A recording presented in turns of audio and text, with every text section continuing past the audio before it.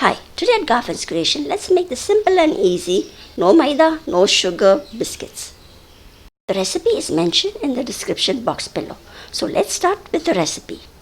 To begin with, here I have taken 1.5 cup of whole wheat flour. That is Gheu ka atta. To it, I have added half a teaspoon of baking powder and half a teaspoon of elaichi powder. In place of Gheu ka atta, you can also use maida.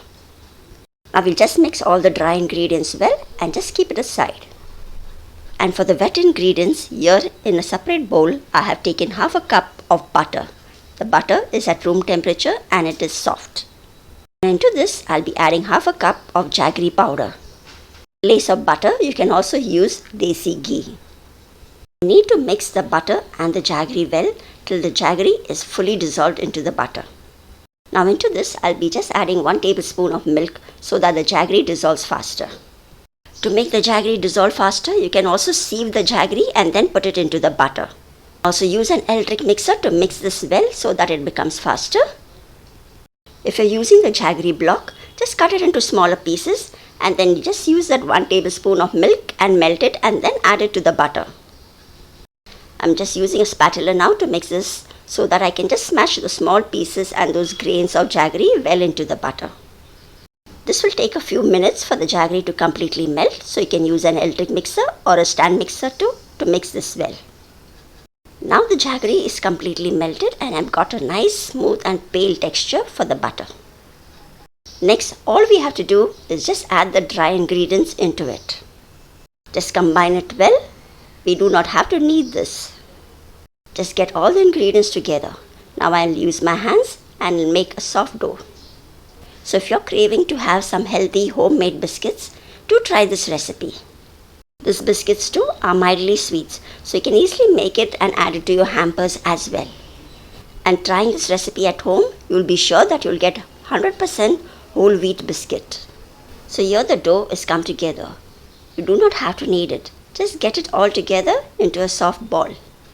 We need to rest this dough, so I'll just put it into another bowl and keep it in the fridge for about 10 to 15 minutes.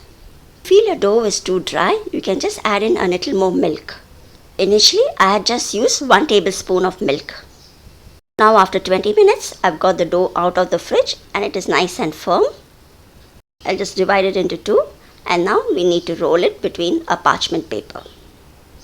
So here now I'll just place this dough between 2 parchment paper and roll it with the help of a rolling pin.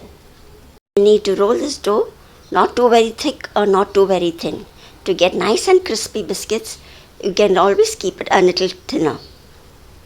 Keep it thicker, you need to bake it for a more longer time. And now I'll just open it and just get the dough which is cracked at the side together. I'll just make the edges a little smooth so that we can cut out more cookies at one time. Now once again I'll start rolling. And since I'll be using a cookie cutter, I will roll this not too very thick. You can roll it about 1/4 of an inch. You can check out the thickness. I have not kept it too very thick. This is a cookie cutter that I'll be using to cut out some flower shapes from the dough. I'll be putting the link for this cookie cutter below, so do check it out if you're interested in purchasing it.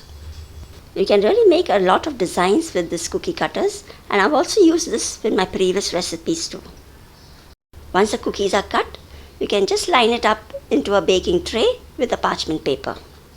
Don't worry, you can still make these cookies if you do not have this cookie cutter. Just roll out the dough into small balls and then just flatten it, and you can just make some design with a fork. Once you've cut the cookies, just gather all the dough together, that is all the scraps, and just add a little more of the leftover dough of the previous and start rolling it once more.